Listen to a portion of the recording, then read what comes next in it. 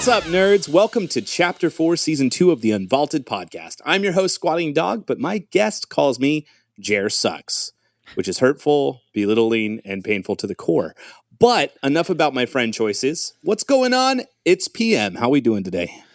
Good. I will fully admit I haven't played much lately. I've been very, very, very busy, but I am excited to hear all about this new ODM gear and hear you nerd about your favorite anime. Okay, bro. I feel like we gotta either kick you off the pod or always have a guest, because if you're gonna continue not to play Fortnite and act like you're looking for a job, it's gonna be a problem. Yeah, until Fortnite can start paying, or I should say, until the V-Bucks actually, become real currency, then I'm gonna have to keep looking for a job instead of playing Fortnite. Unfortunately, Epic, give us some more V-Bucks. We need exactly. But our guest today could quite possibly be the most positive person on Twitch, who literally couldn't find a way to insult you, even if she was given $1 million and a year to think about something to make you cry. My Twitch bestie, HeadShotChick. Hello. Hi. How are you? I'm good. I'm happy to finally be on the podcast. It's good to have you on the podcast. Welcome. This is your first podcast. Correct? It is. Wow. And possibly your last if it goes really bad. That's true. Very true. How are you feeling about being on the pod? How was your day today? Good. I'm super excited. I had a really good day. I just finished streaming a little while ago and had to take him to the vet today. So it's been just a not really crazy day. To our listeners, who is him? Him, my cat Loki. This is my cat Loki. He's basically the stream mascot. He's always here on top of my PC. And yes, he does fall many times, but he recovers. That's great. That's great to have like your own personal mascot. Wouldn't be me. Okay, so before we get started, Liz, we've got a lot to uncover today. Okay. 1, Liz. Who the heck is she? 2, new Fortnite update just released. So we got to talk about that with Attack on Titan, one of my favorite animes. And 3, UEFN, or what I like to call the hole I've been living in lately. Yes. So we're going to dive into all 3 of those things today, which is going to be a lot of fun for our listeners. But before we get started in any of that, we need to do a little thing called Hipfire. Have you heard of Hipfire? I have. Okay. I'm ready. So Hipfire is essentially a quick, fast gut reaction to questions that we have for you. The only wrong answer is the one that takes longer than a second to share. You ready? Okay. Yeah, I think so. All right. Let's do this. First question, Liz. Cats or dogs? Cats. Okay. Second question. Cats or dogs? Cats. Okay. How about cats or dogs? Cats. Cats or dogs? Dogs. Thank you. Dogs. What movie makes you think of me? Iron Man. Jer Sucks or Liz Falls? Jer Sucks. Name 2 characters on the wildly popular anime Attack on Titan. Eren Yeager and Eren Yeager. You got his last name. Uh-oh, your gamer tag is taken. What's your new one? Ooh, Fall Damage Diva. You bought a pet that weighs over 200 pounds. What is it? Horse. Name the 3 best Fortnite outfits of all time. Oh, easy. Envision, Sid, and Dream. Okay. What's your professional opinion on lukewarm G Fuel? Oh, it's terrible. It needs ice. When is your Fortnite icon outfit coming? 2024. Ideal sponsorship. Ooh, pickles. Can I win your RTX 490 giveaway, please? You could, yeah. You could win. Who's cooler, me or PM? You. What would be your embarrassing superpower? Ooh, falling down and being strong. Isn't that just normal for you? I don't know.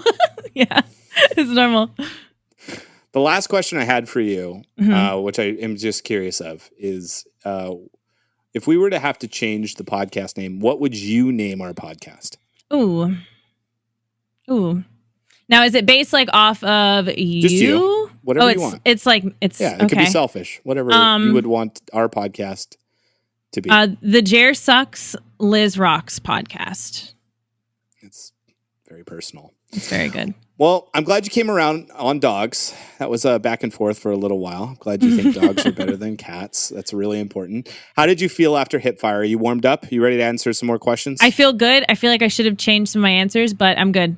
What would you have changed? I think PM's cooler than you, but I was trying to be nice because you're talking to me, so I was trying. Feel bad? See, that's the part where you start feeling bad. Like, I tried to put her in a position where she had to choose, and she did, but then she always goes back. I feel bad. Yeah, she comes back around.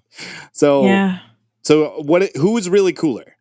I think PM because, Jer sucks. Damn. Yeah. Okay. But I feel like we should probably explain the Jer sucks thing because people are going to think that I'm mean. Sure. Okay. Yeah. Explain Jer sucks to our listeners and why that's important to this podcast. Okay. So we did something that Jer came up with called Meme or Mayhem a while ago, where we competed against each other doing funny memes in Fortnite, and the loser had to dump a dozen raw eggs on their head. Yeah. Jer beat me. So I dumped eggs on my head. He has an awesome YouTube video on it. He slowed down the video of the eggs falling on my head in the video. And it's actually really embarrassing because one of the eggs just kind of sat there in my hair and slowly gooped down. And so for that video, I made a shirt in glittery silver writing. It said Jer sucks. And I wore that for the eggs. So that's why Jer sucks. Yeah, it's really rude, first of all. But secondly, not only did you make a shirt, but I'm pretty sure you were going to sell shirts to all of our friends at a popular convention and have everybody wear them during that convention. So the real question is, those listening at home, who really sucks, Jer or Liz? Well, I didn't make other shirts, so. You were going to. Yeah. You were going to give my mods them. Oh, they still want them, so PM will get one too.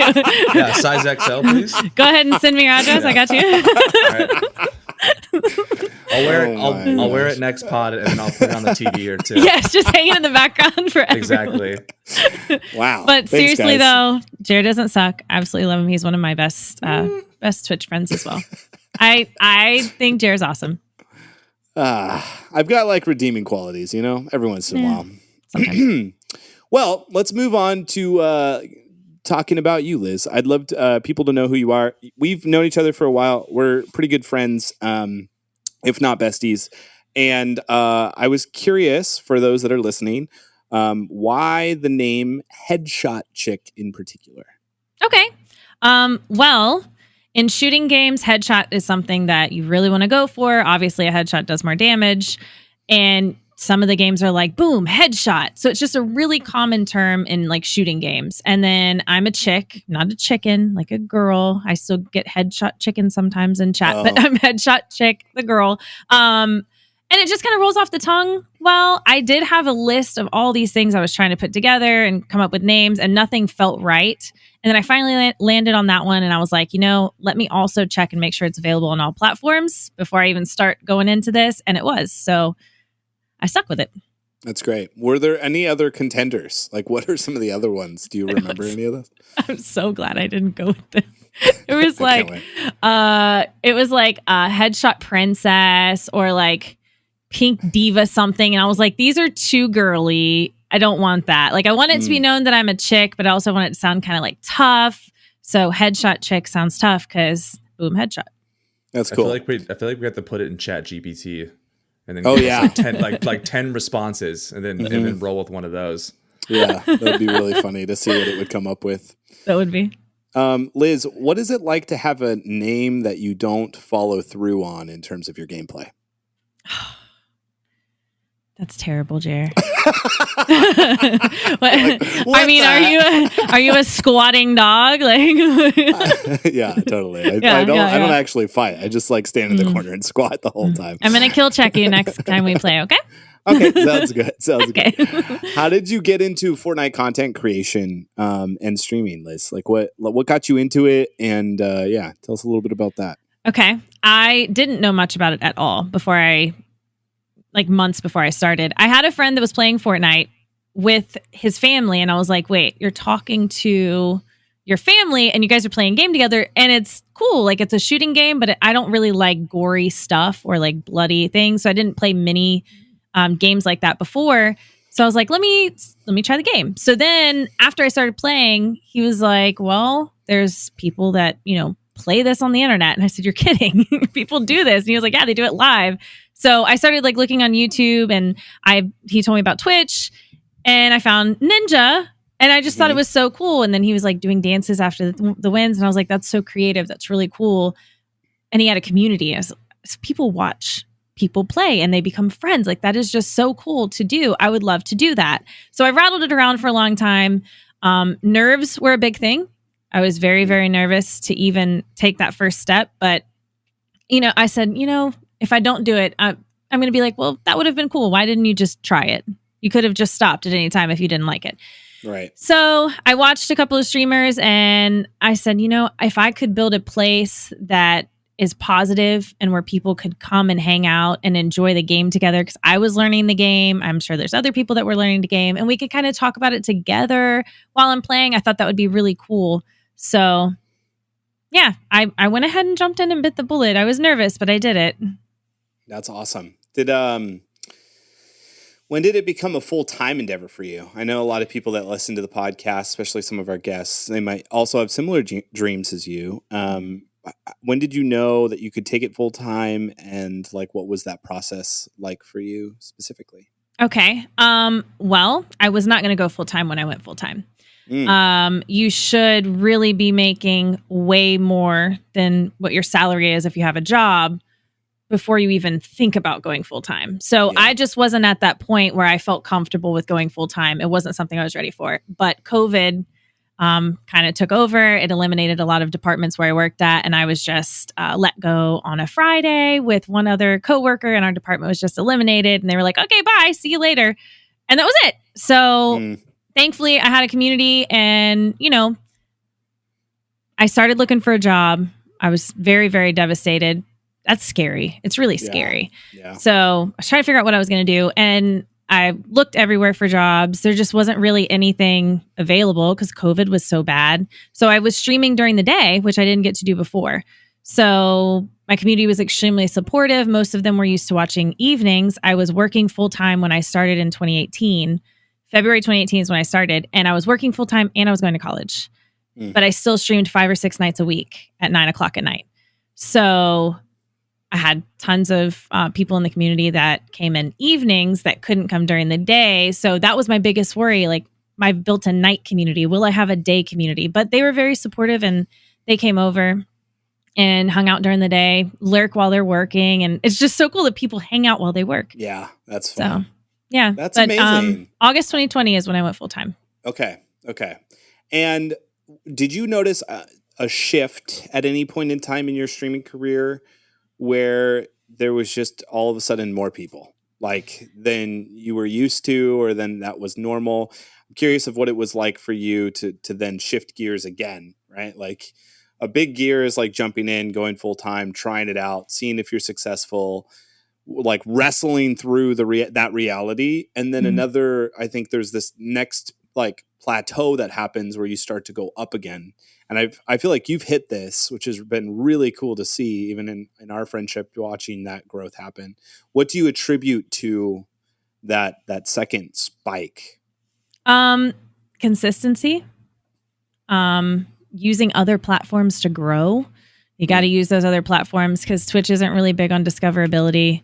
Yeah. So you gotta kind of make sure you're out there and people know where to find you, when to find you. I think that's one of the most important things is consistency and being somebody that you would enjoy watching. If you want to watch somebody and they're not even like chatting with you and they don't feel welcoming and the community doesn't really feel like they want you there, you're not going to stay. Yeah. So yeah. That's great.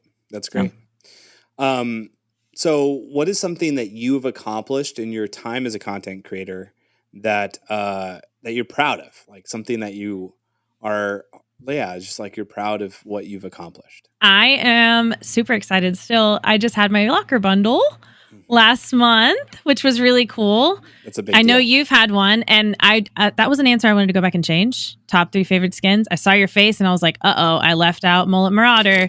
But he's Jonesy, and I don't like the Jonesy skins, but I like him. He's okay. He doesn't look like Jonesy. We don't have to bring it up. Sore subject. He's a cool guy. But yeah, so what was the question again? You said he's a cool guy. That's like a compliment you get in a yearbook. That's no, where but somebody Mullet was not Marauder like, oh my is gosh, cool. I'm super interested in this girl, and then the girl puts, "You're a cool guy." Like, that is how you feel towards my skin. So yes, locker bundle, which I cried and I cried and I cried. I was so excited. It's just really cool to see your name in a game that you love so much and working so hard to build a community around that game, playing this game for over 5 years. Your name is in the game. Like, that's just so cool. So that was a really, really awesome thing that I was proud of. Another big thing was making Twitch partner. I know it's really hard to make Twitch partner, and people work very hard for it. They're always watching the numbers and the goals and see what they have to meet. And I did that for a long time, and it was overwhelming. And I was working full time while I was trying to hit Twitch partner. So hitting that was a huge milestone as well. And also, as of the last 2 years, they've been amazing. These last 2 years have just been wild with our community. We're constantly growing. We have a very welcoming, wonderful community, and I couldn't be more proud of that. But being the #1 most watched, family-friendly female Fortnite streamer for well over the last 2 years is just incredible. It's amazing. And it's something that when I first started, I was like, that would be cool to do that. That would be cool if people watch me. Like, you always think like that would be cool if, and then when you're actually there, it just feels kind of surreal. You're like, this is happening. I did it. Like, I'm doing this. But yeah, so we want to keep growing and continuing to grow. I'm not happy with where I am. Of course, you never want to settle. You always want to keep growing. I'm hungry to keep spreading the love and positivity in the Fortnite community. So congratulations. That's all really amazing stuff, Liz. Thank you. Thank you very much. Super proud of you as your friend. And yeah, your community is amazing. It's like, I feel like you can pop by anybody's stream, and your stream always has the most kind people, except for Amanda. Yeah. She's really nice though. I take it back. So what accomplishments, so you had mentioned like, keep going. Like, what does it look like to keep going? What accomplishments are you looking to accomplish moving forward? Like, what are some things that you have your eyes set on?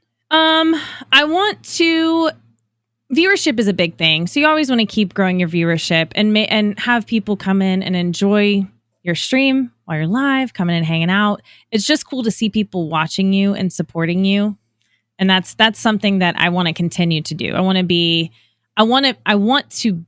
keep growing. I want to be a household name. That'd be really cool if people are like, oh, what are we going to watch? Oh, let's watch HeadShotChick. And that's something that the whole family can enjoy because we're more family friendly. Like, more people can watch it than, putting on a scary movie on TV or something. Like, you could sit around with the family and enjoy the stream. So I want that to be more of like, we want to be a household name. We want to continue to grow and be positive and kind of help people with their positivity, because positivity is contagious. And when you're nice to people, it kind of helps them, feel a little bit better. And then they spread that positivity to someone else, and, just kind of want to make the world a better place. Love it.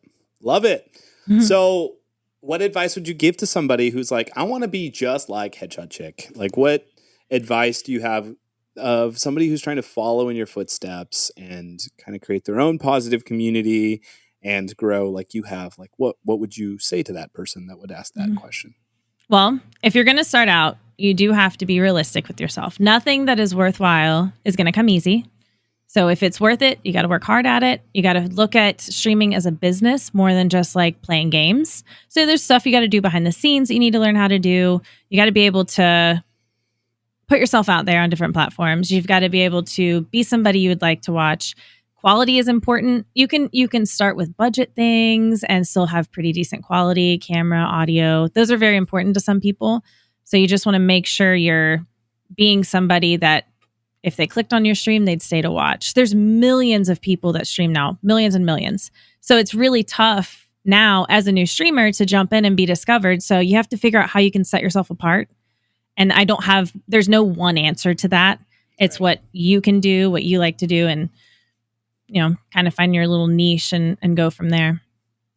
Yeah, I feel like what's been interesting, and I'm sure PM has some thoughts on this as well, is the introduction of Kick.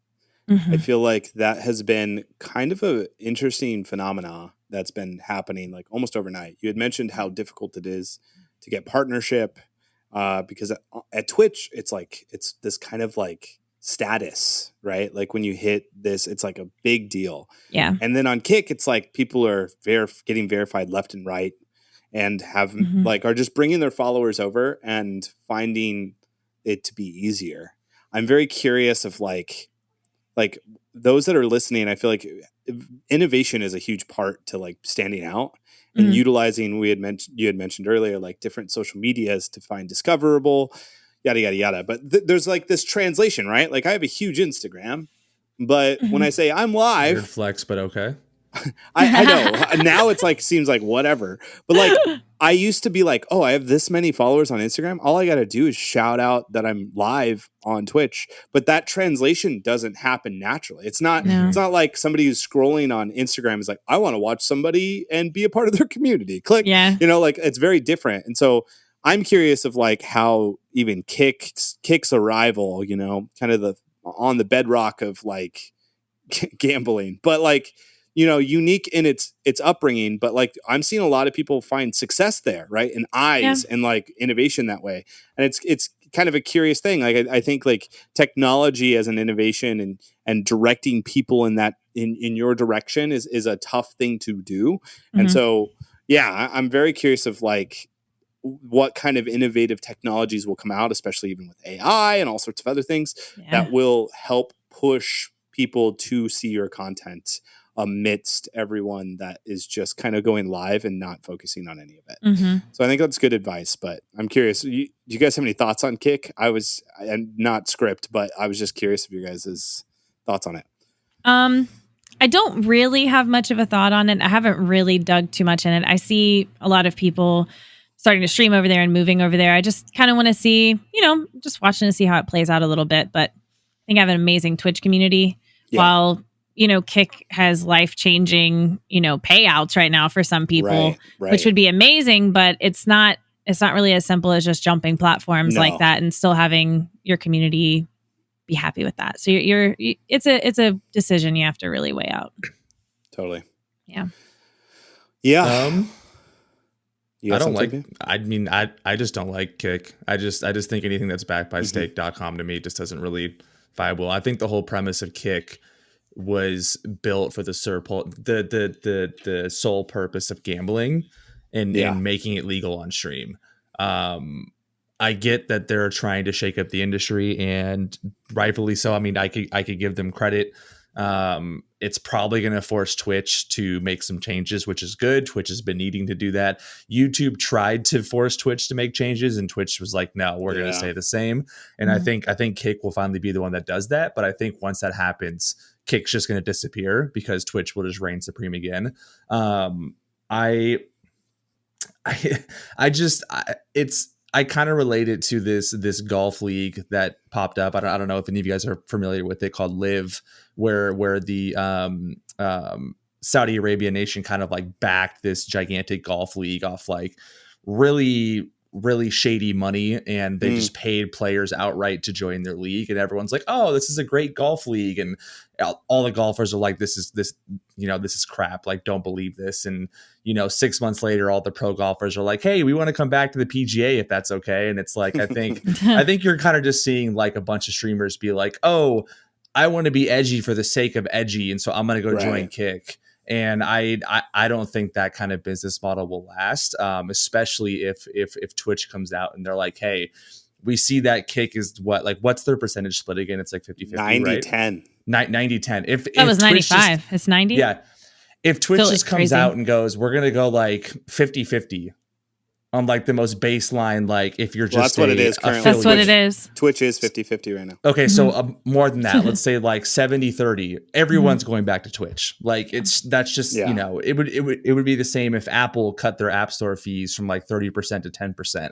Everyone would be back. It might not be as low as some of the other fees, but at the end of the day, Apple, Twitch, these kind of companies, that's where you want to be to stream. Yeah, I mean, I think Mixer is a good example too of like a short-term goal where they're like, okay, we just got to see if we can mix this up, and then they didn't realize, oh shoot, like we're dealing with community. Yeah. And Mixer was like, let's just create a community. It's like it doesn't work like that. Like a Discord community is this hand-tailored, takes time, takes work, takes participation. Same with Twitch streaming, I feel like for a lot of people, where I do see a lot of streamers who are like, I just want numbers. I feel like kind of going to kick quick. Where like people that are like more like, no, I want a community. I want to build a very beautiful community, are kind of sticking with Twitch despite the number system. So and it's interesting. The people who share like, oh, look how much money I got on Kick compared to Twitch, like I almost want to see what their month-to-month numbers are, because I feel like that's not sustainable long-term. Like I feel like Kick right now is such a fad that anyone who joins is like, oh, let's just give them subs because they joined. And then in 6 months they don't have the same subs, and then you're back to square one again. I feel like this is a pretty quick fad that'll fade out pretty soon. But I do think it was necessary to get Twitch in line, because I do think Twitch was getting pretty complacent with its creators. Yeah. So some free thoughts out there you're thinking about either. But thank you for sharing. It's always fascinating to me when a new technology kind of shows up and it's like, hey, we can do that too. It's like, okay, but can you? So I'm curious. I'm curious of like how it'll shake up. And yeah, it's interesting. All right, let's move on to our next segment. I call this low hanging tea fruit. This is essentially a segment where we are trying to give Fortnite great ideas, therefore, so Fortnite can be better. So I've tasked both of you to come up with an idea that you think, here you go, Fortnite, just take this idea and run with it. What do you guys got for me today? Oof. Well, this has been said many times. Skill-based matchmaking needs to change somehow. You can have days that are so good, and then you can have days where you've got Ninja running into you and just stomping on you like you don't exist, and it's like, how am I in these lobbies with some people and then in lobbies with others? Like how was that decided? Something I've never really understood, but skill-based matchmaking I feel like has always been a thing that people wonder, because you get people who play casually and they're put in games with pros sometimes, and that's really stressful for people who just want to play the game for fun. So that's a big thing. I feel like everybody's been screaming that for years, but I feel like that's a huge thing. It does beckon the question of like why we've been screaming this for years. Why Epic hasn't done anything about it. So it puts me in a position of thinking like, well, if Epic hasn't done anything about it, that means potentially there isn't as many people playing the game that I think there are. Right? We have got tons of bots being added into the game. They want you to be able to start game and be in a game as quick as possible. So they're going to shove you into whatever lobby. If you have skill-based matchmaking that is efficient to what we want, I wonder if we would have to wait in like 7-minute queues, 10-minute queues to get into a game that actually goes, okay, this person's building skill and your building skill are identical. Here's 100 people that are like-minded with no bots. I wonder if that actually would take a ton of time. I think so. That's true. To Fortnite, I think they're just like, it's just better that we just get people in a game, and with the thought that maybe this game will be different, you know? And then and we just kind of buy into that lie again and again and again. That's my gut reaction to that. But I agree. Yeah. I feel like skill-based matchmaking would be so much more fun if I was playing with people that are also the same skill set as me. That's why we see like Swearin's Boomer Cup, right? Like he got a bunch of real players together that are over the age of 30 to play Battle Royale because they're probably in a similar life stage. And that was a blast. It was super fun to watch. It was like a great tournament. But that's why that stuff comes up. It's because of the issue of skill-based matchmaking. Yeah. Especially as a content creator, like you like to do your memes and there's certain things you want to do during a game and you want to be able to pull off something cool. And then you have some players that come through that just, you know, they eat, sleep, breathe Fortnite. And Yeah. You can't do what you want to do, and it kind of takes the fun out of it sometimes. But I still love the game, and I still have fun because you have good matches. But some of those games that are rough, they just make you really sad. Yeah, totally. Yeah. And I think that like zero builds is kind of like what kind of burst out of, this like lack of skill-based matchmaking. I think the success of zero builds is more of a success because of the lack of skill-based matchmaking. I would say that. I think like it's not that it's you're a worse player, but it's a different thing, right? It's just a different play style. Yeah, if you've spent the last 5 years in creative, like editing, building, it's all muscle memory. And I'm getting off work at 5 to hang out and play with my son. Yeah. And I get matched with Joe Schmo. Like, no shot. No shot at all. And so that's like now your son is sad at you for being a bad Fortnite player, Dad. Like, and now you're disappointing your son. I'm gonna go play something else. And so I think zero builds kind of created this thing where it's like, you know what? Let's just take building out of it. But I think it's because of the same issue we're talking about, skill-based matchmaking. Zero builds was a very, very great addition. We love it. Yeah. Okay, so mine. Do you have 1 PM? Do you have something? I got one that we can piggyback off. Remove bots. Just all of them. Just remove all the bots. Maybe this is just the competitor in me that like speaks out, but lately, I mean, obviously I haven't played it recently, but before that, like we would have some games where every single kill was a bot. And you could tell because the minute you shoot, they would just stand there and you're like, oh, all right, like someone else go kill them. Like I'm going to go rotate somewhere else. And it's not fun to kill bots.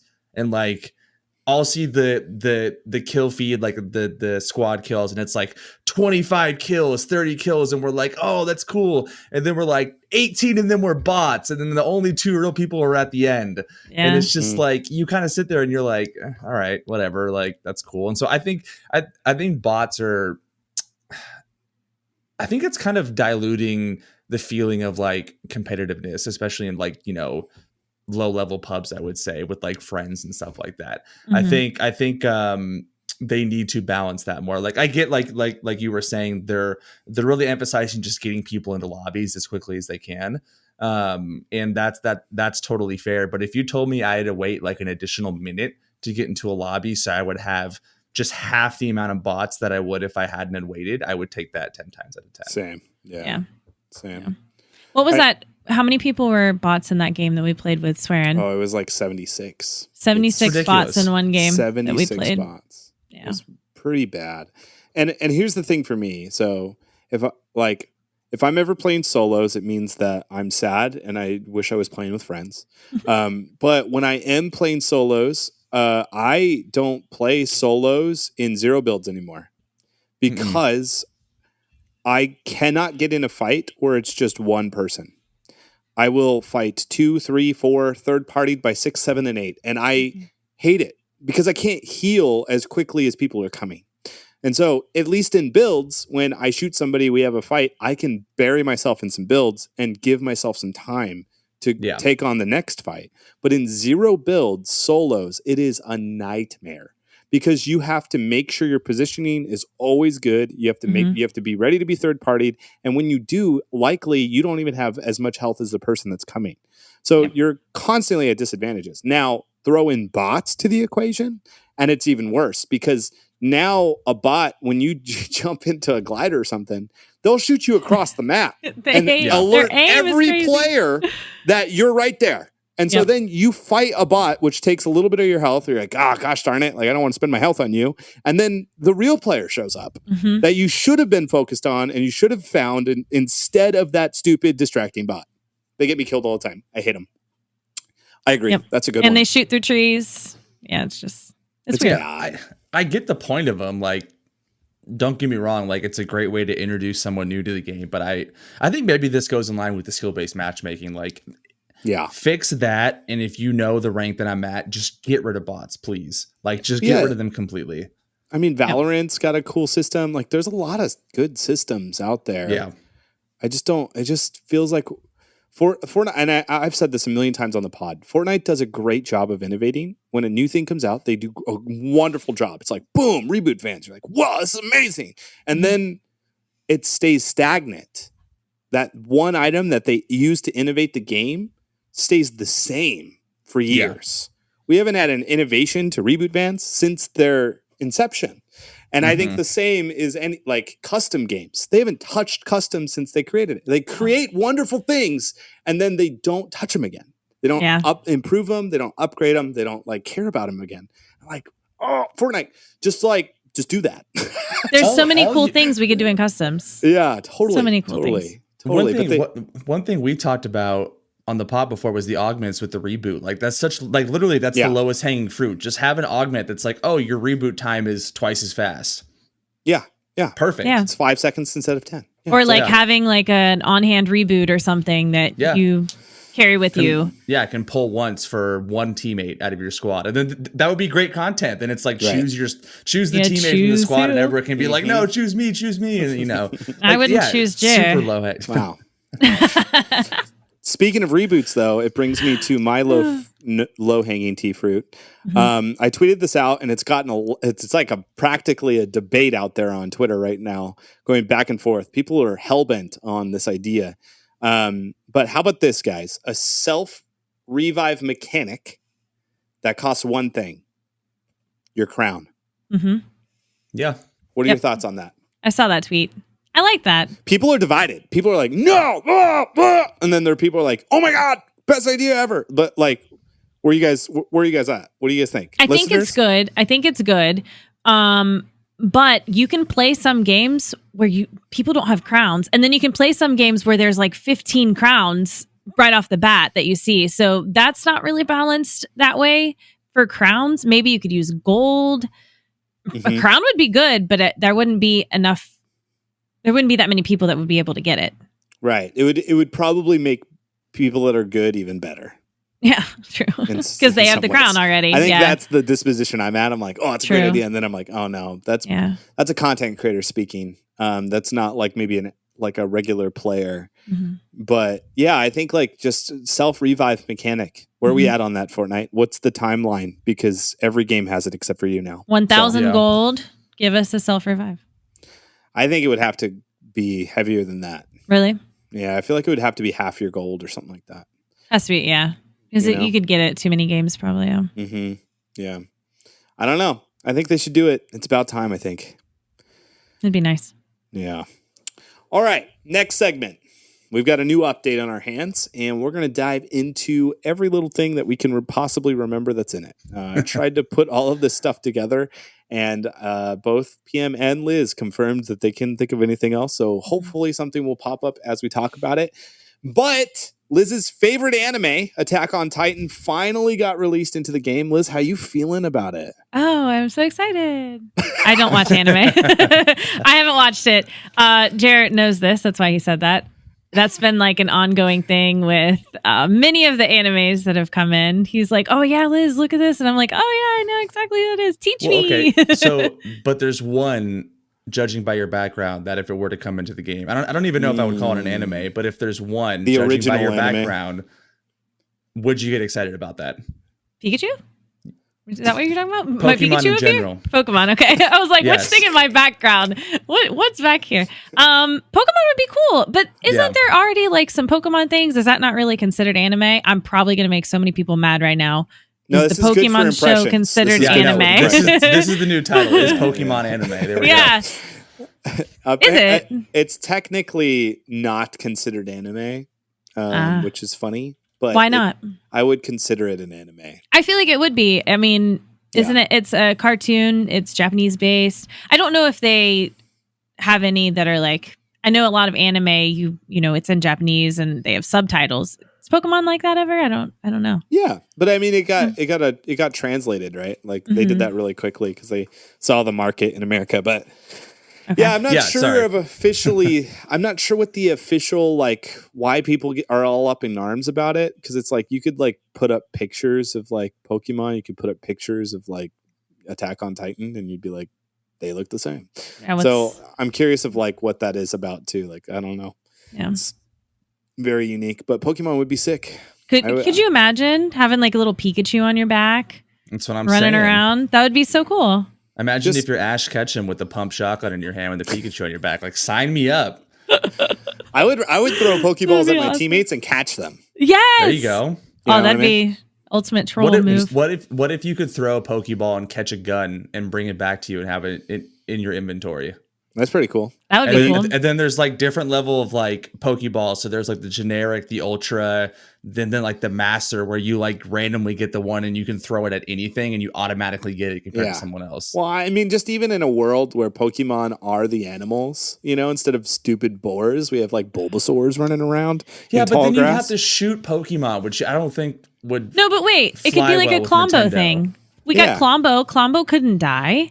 We love Klombo. You could shoot at him, which I just don't think Nintendo is going to want you shooting at Pikachu. That's true. I don't see shoot Nintendo at him and then Pikachu just volts your butt off. Yeah, he puts like a volt protective shield around him or something when you shoot. I don't know. We'll figure out someday. Let's get him in the game. I just feel like Nintendo's so hard to work with. We've talked about it so many times, and I feel like that's what's so cool about these animes entering into the scene. Is like we're seeing just gaming as a whole be so popularized.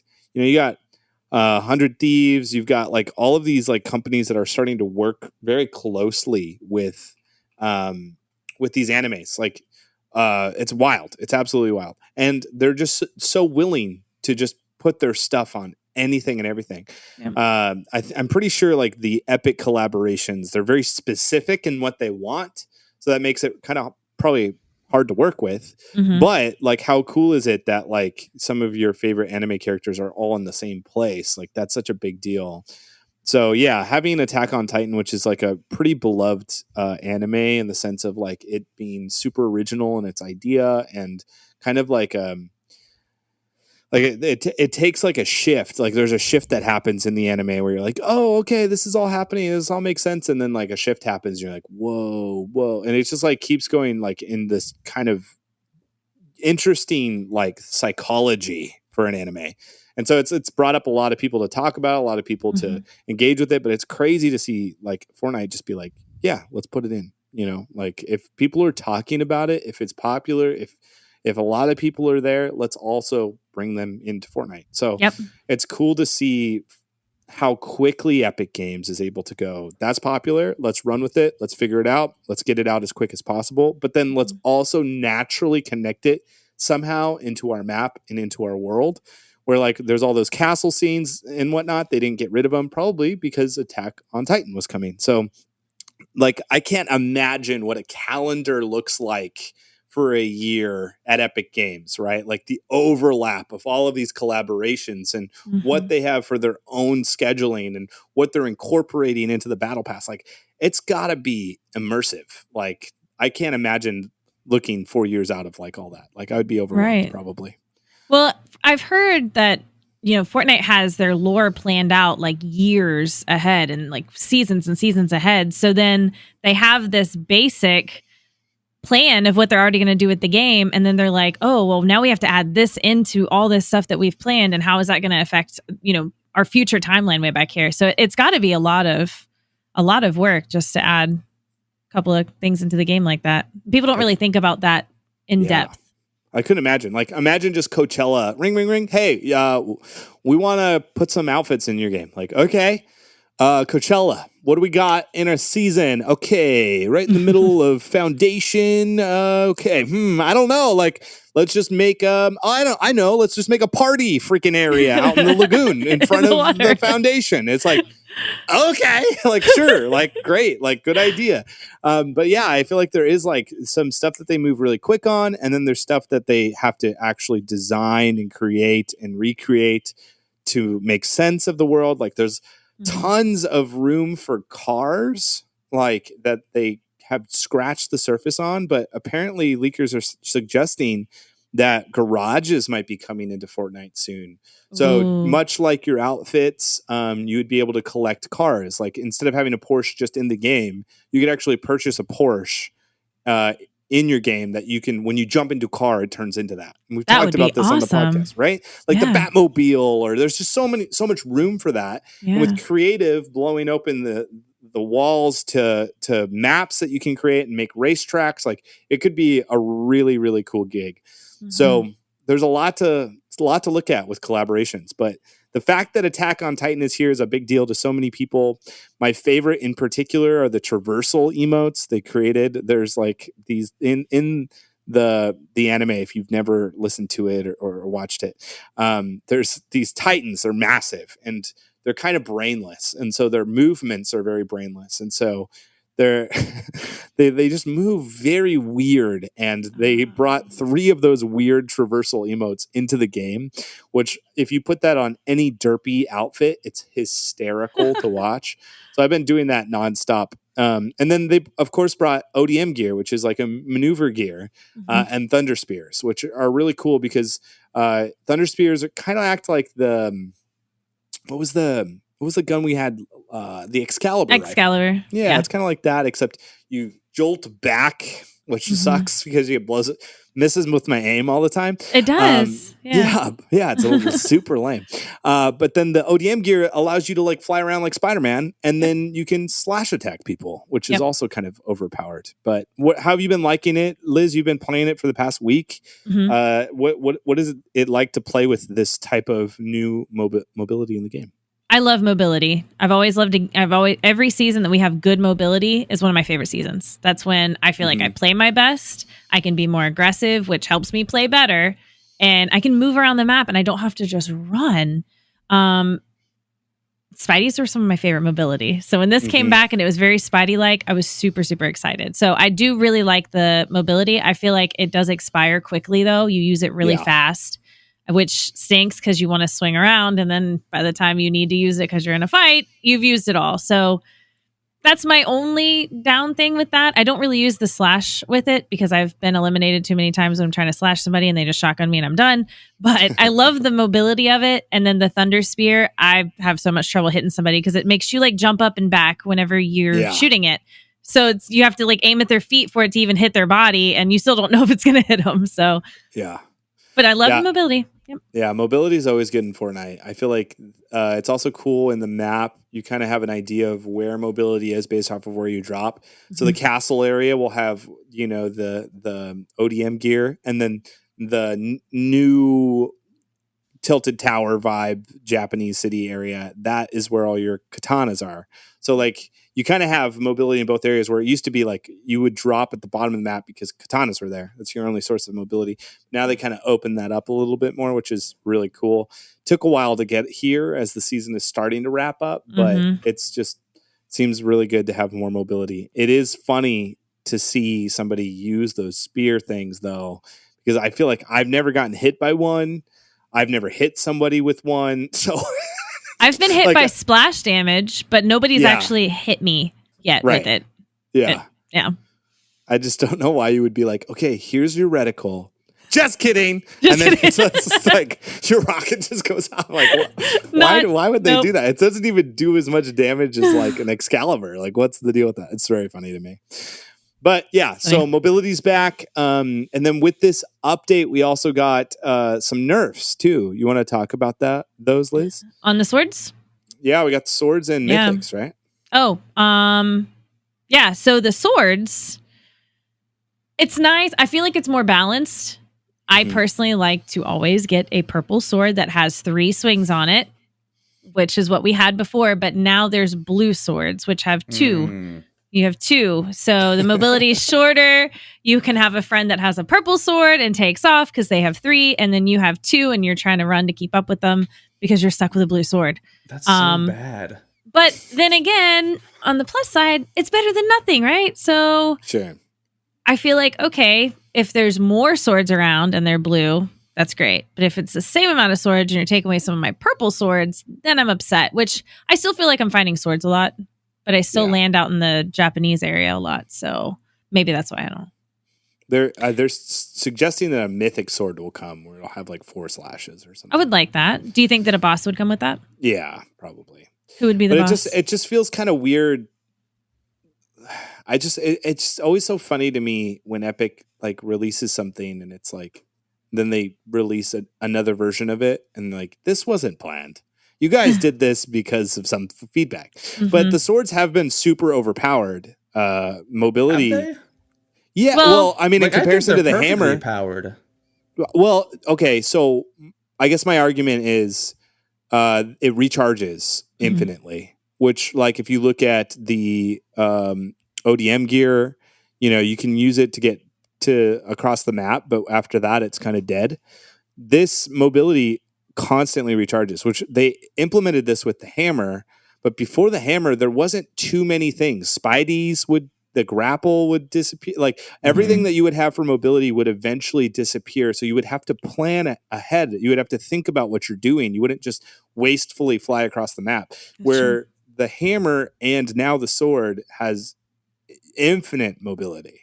So if you're looking at it even from a competitive standpoint, like nobody is dying. They just like dash, dash, dash. They're in the new zone, build up and sit. Dash, dash, dash, build in the new zone and sit. Dash, dash, dash, build in the new zone and sit. That's all they're doing. And so that's a problem, I would say, with the game, with the idea of it. So I don't know why infinite was the answer, but that's what we have currently. It's also my mod Shazal calls it a running stick because every time somebody shoots at you, they know they have swords and they can just shoot at you. And if you start to get them, they just run away. Yeah. And you're like, they're so weak, I can't get them because they ran. So he calls it the running stick, which that makes sense. And that's what does suck when other people have the sword. But I like having it. And if you have the perk, the like redeploy perk, you can dash, dash, dash, fly. By the time you land, dash, dash, dash. You have it again. Yeah. There's also an augment where if you get an elimination, it gives you one of the slashes, like it takes the cooldown away for one of them. Yeah. So then there's what are your that thoughts, too. BM? I disagree. No, I think we've talked about this before. I just love how Epic is like, cool.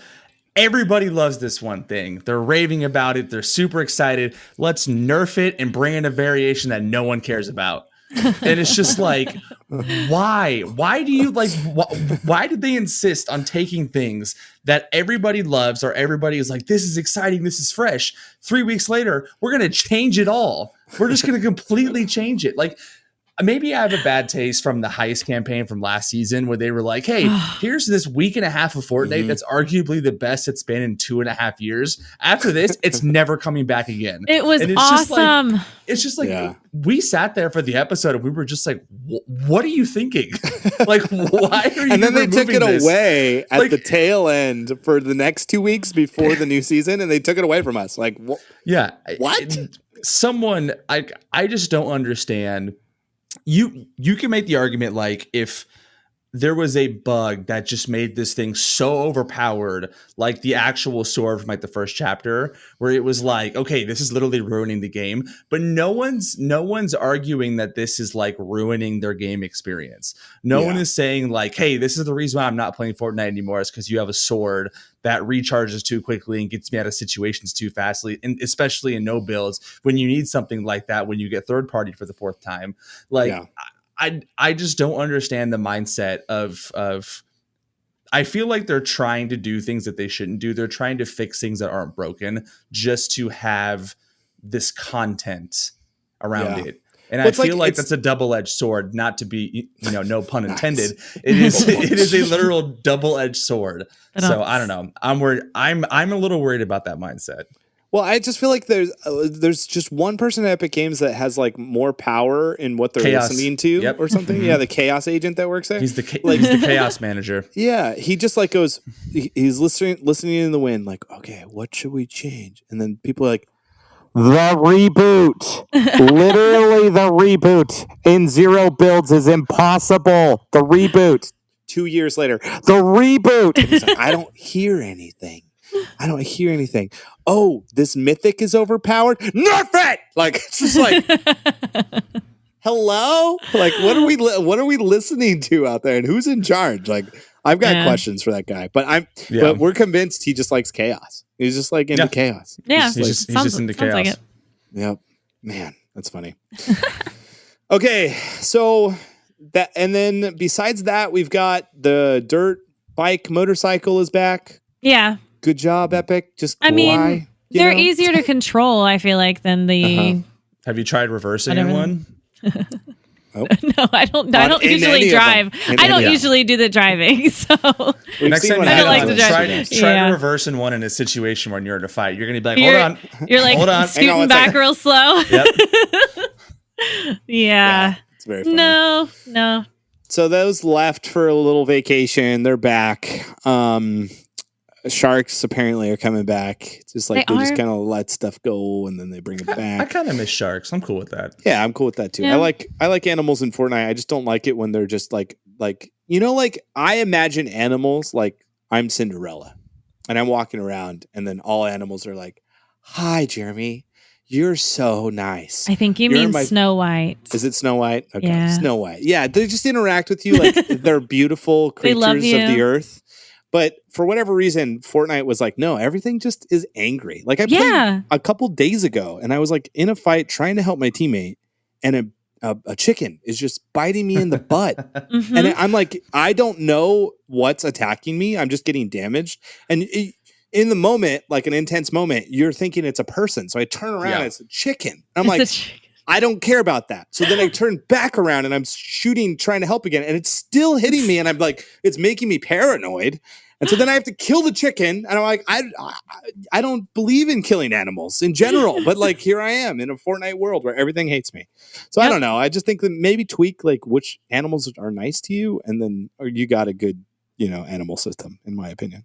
Yeah. But I don't miss wolves currently. So. Or dinosaurs. I don't miss either of them. Raptors. Yeah. Raptors. Yeah. We miss Klombo, though. Come on. Bring it I do. I don't understand that. I really, really, really don't understand the Klombo thing. Everyone loved Klombo. Yeah, and then there it is. Her skeleton is on the map in the next season? Brutal.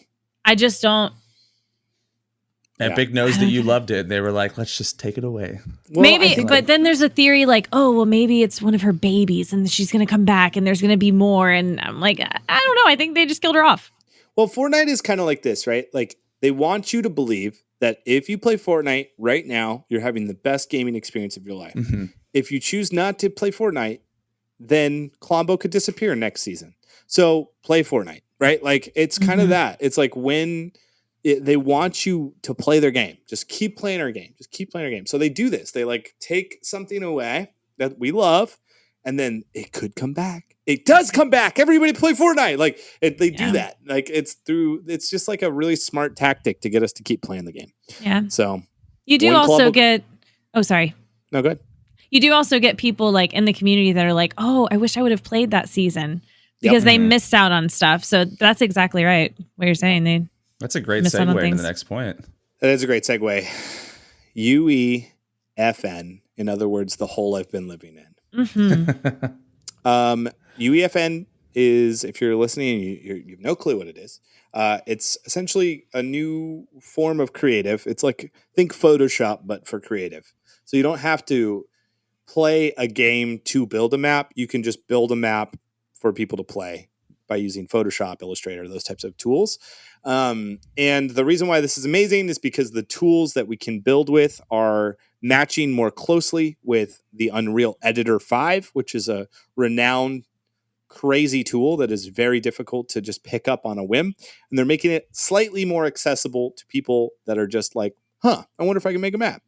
And that is what UEFN is. And they're going to keep building it out and probably merge the two to make the Unreal Editor more accessible and easier to use as a tool, right? Yep. So that's what it is. PM, Headshot, what are your thoughts on it? What have you played that you've enjoyed? And do we think it's the future that everybody claims to say it is? That's a big question. I mean, I think the first thing that I think about is when we had Tommy on one of our recent episodes when he talked about Fortnite is no longer competing with Call of Duty and Valorant and Apex. They're competing with Roblox now. They're competing with these open world games that have just these insane microtransaction economies with kids racking up their mom's credit cards, and they need to get into that market. And so I think the UEFN is the beginning of that. Maybe I'm just a little jaded, and we'll get into this in a bit, but I feel like a lot of the tools that they're providing are very limited. are still limited. I feel like they could open it up more. But again, I totally get it from a developer perspective. You can't just give the keys to the Ferrari to some kid and be like, go ahead and drive it and crash it if you want to. And so they need to take their time with it. But I think it's cool. There isn't a map right now that excites me. Like, all these people are creating maps, and I think it's really cool that people are being creative and doing it in a way that they could potentially monetize it, but not a single one of them really appeal to me. Not a single one. Besides FN_rats FFA, which you can look up on the whatever Fortnite code it is. After this, you're fired. No, I get that. I get the premise of it is you want these experiences, but I'm still the person that's like, if I'm coming to Fortnite, I'm playing Battle Royale. Sure. You know, and I feel like that is going to be the classic perspective. Like, if we're all being honest, I think that's the classic perspective. But I do think that they are evolving the topic. Yeah. And this is the start of that evolution that will take time. And eventually, and we talked about this off air, is I was saying to PM, I was like, I wonder what game that will be created will actually take a big enough piece of the pie. Because now we can see all the numbers. If you go into Fortnite, you can see how many people are playing consecutively of each different type. You can see builds versus zero builds versus my map, which I just created. Like, you could see the numbers in real time, which is awesome. But I was thinking, like, man, if somebody actually creates the next thing, like, I'm thinking League of Legends was created from a Worldcraft mod. Like, what would happen if somebody created the next thing in Fortnite? How Epic, one, would respond, and two, what that would mean for the game, right? Because the person that is like you, who's like, you know what, I'm here for the Battle Royale. Well, what about the guy that's like, I really love chess. There's a chess game in Fortnite. We should play chess in Fortnite. Wait, we should have a tournament. There's a good tournament system in Fortnite. We should use that tournament system with chess. And then it's its own thing, right? Like, I wonder what other things that we can't see right now, because we're limited by the technology, we're limited by the perspective of what it could be, that it could be for the future. And that interests me a lot. I'm very curious of that. Real thing, like, I'm going to throw it in there. I think if they can adapt some sort of VR gameplay, so you go into a map in a virtual, like, in just a way to where you're actually like engulfed in the map, I think that would be super cool.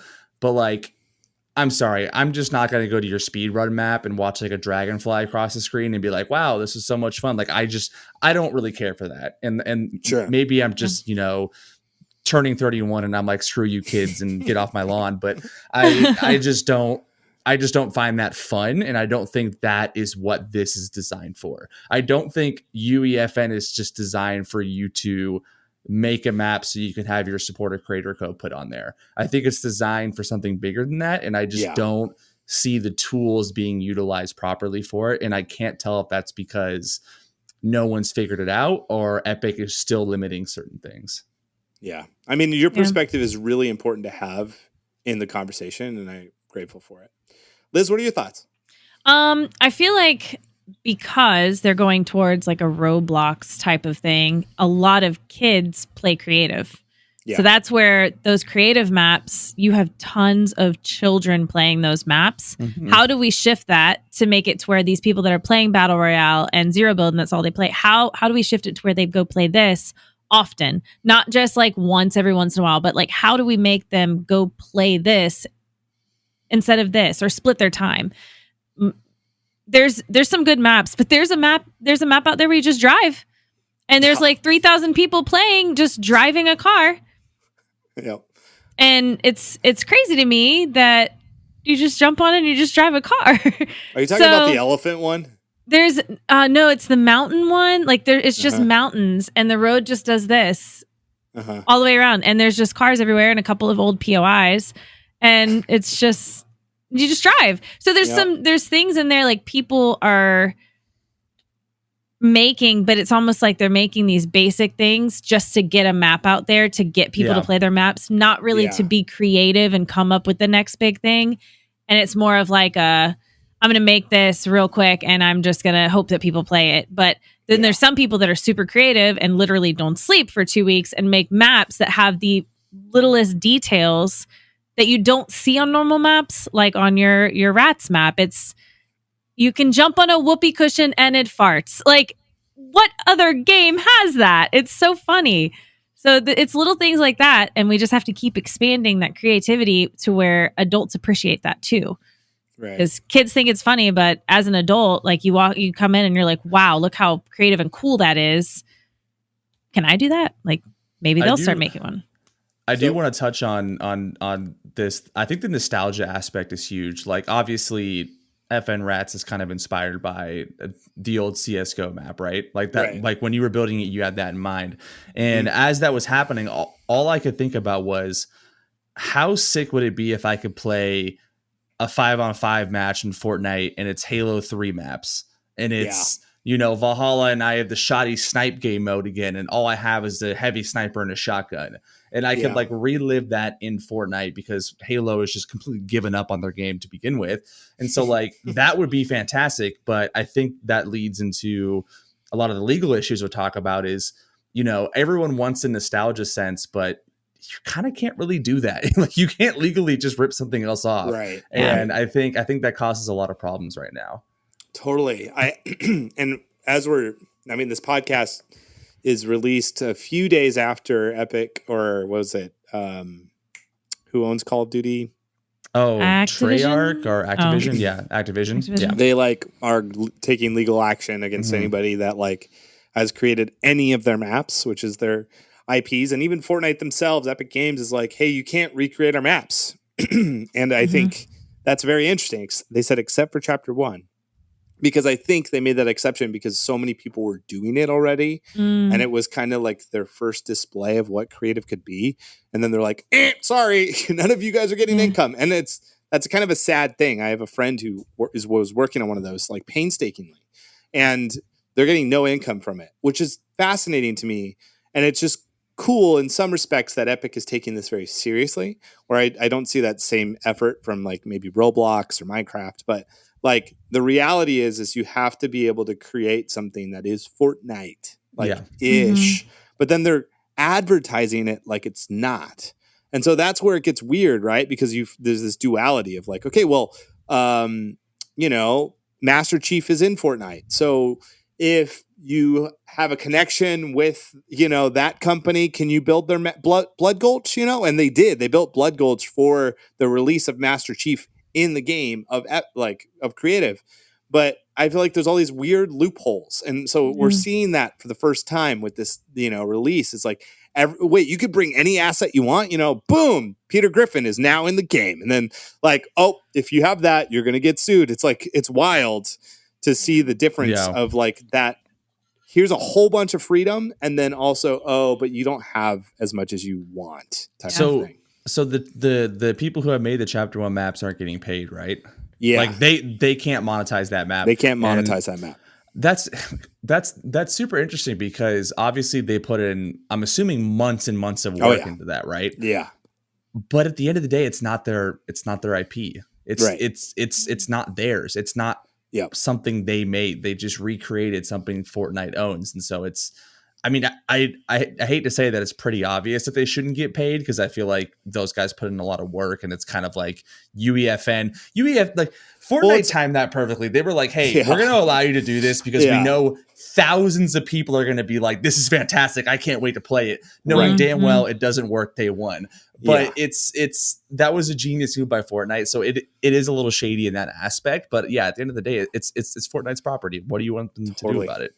Well, another thought that I have is one of the groups that made the Chapter 1 map, didn't they get early access to it? So Epic kind of knew what they were doing from the get-go? Multiple groups did, I think. Exactly. And what's unfortunate about it is they didn't know they weren't going to get monetized. And that's where things get a little interesting, right? Because Epic at any point in time can change what their thoughts on it.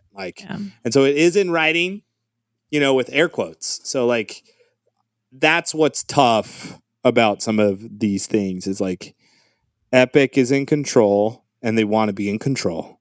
And I think like we know that, we feel that.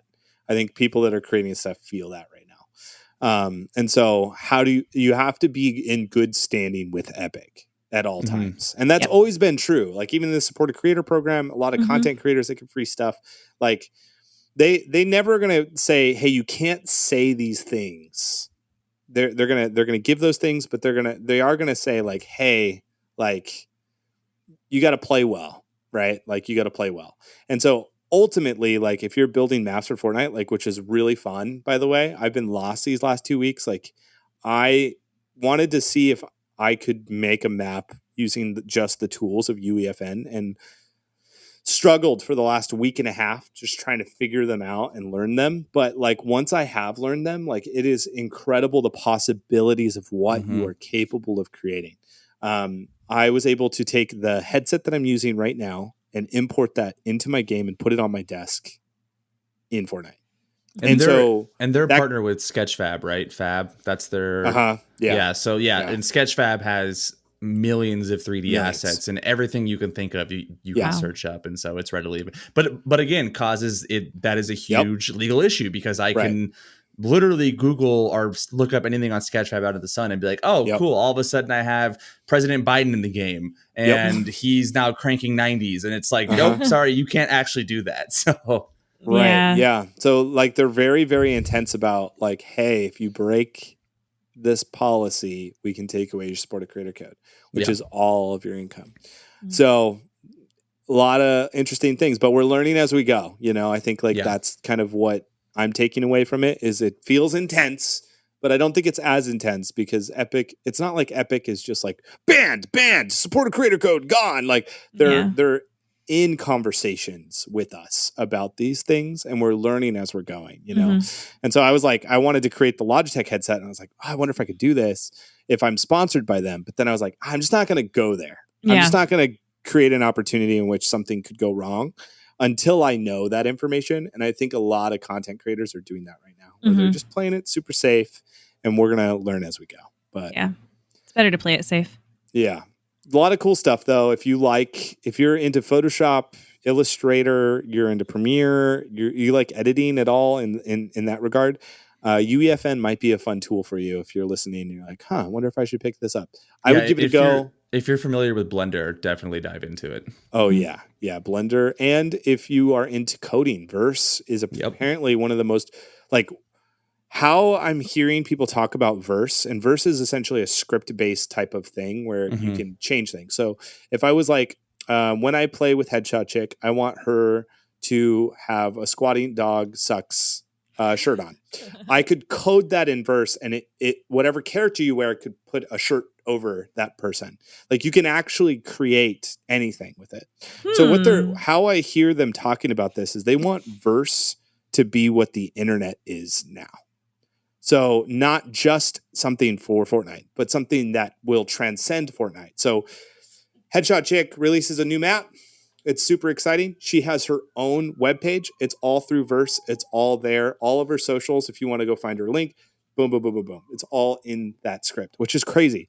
So I'm curious of how that'll go. I feel like an idiot when I try to use it, but there are some people that really know what they're doing, and it's creating some really cool stuff because of it. Like you might have seen that Doom game or the any game that pulls up a HUD and you're like, whoa, how did this screen show up? That's all through Verse, which is really cool. It's a C++ language, so it's pretty easy to learn for beginners is a great way to put it. Well, you said C++ and that went right over my head, so I have no clue what you're talking about. That's like, we're used to A pluses. it's a very traditional programming language, but I want to get into it. Like I really want to get into Verse. I'm telling you, man, I want to create a studio company called Updog Studios. Yeah. You could be the head Verse programmer. I mean, I hate to say it. There's probably people out there with 30 years of C++ experience that can be like, oh, I'll make you something in like 5 minutes. And then you just do it. Honestly, ChatGPT can just make it for me. I'm just going to make a Verse game right now, ChatGPT. Yeah. There you go. Oh, man. Well, if you're listening, UEFN, it's out. I got lost in it. I'm now starting to arise back to the surface of streaming. I'm trying to figure out my sleep schedule now. So it's been an absolute mess. Literally didn't sleep. Before I would go to bed, I'd pull up Twitch. He's live. I'd wake up. He's live. I'd be middle of the day. He's live. And I was like, when is he sleeping? And he takes like 2-hour breaks and gets back on. I'm like, what's happening? Yeah. He's I got obsessed. lost in it, but it's really fun. It's worth checking out, and it could be the future. And if it is, hopefully I have a little bit of a foot in the door. Mm-hmm. But that is the tail end of our podcast. Let's get some final thoughts out there, and then we will say goodbye. Any final thoughts about anything or everything that we talked about today on the pod? I don't think so. I'm just really thankful to have been invited. Thank you. I appreciate it. I love everything that you do. You're an awesome friend. Super proud of you for your map, and I'm happy to be here. Thank you. Thanks for being on the pod. PM, you got anything for us? Nah, I can't beat that. We're going to end with that. Okay. Well, before we leave, though, Headshot, is there any place for listeners to support you? What would be best for that? And then do you have a supported creator code that people could support you with? I do. I have a supported creator code. It is HeadShotChick. It's spelled the same way as it is on all platforms. I stream on Twitch every day. I also post on YouTube every single day, and the name is HeadShotChick there as well. Post on TikTok every day. That's also HeadShotChick. And then we have Twitter and Instagram. That is also HeadShotChick. You can find me everywhere. HeadShotChick. Got it. HeadShotChick. Did I mention HeadShotChick? HeadShotChick. Yeah, HeadShotChick. Huge thank you for being on the pod, Liz. I really appreciate you, and you're the bestie for a reason. And all of you listening, thank you for being here on another episode of Chapter 4 of the Unvaulted Podcast. If you were curious of where we went, it was because I went into a deep, dark hole that was UEFN, and I have emerged. So we are back, and we will be back hopefully next week with another wonderful guest. But until then, feel free to connect with us on Twitter at The Unvaulted Pod or The Squatingdog or Oh It's PM. Until next time, I'll see you later.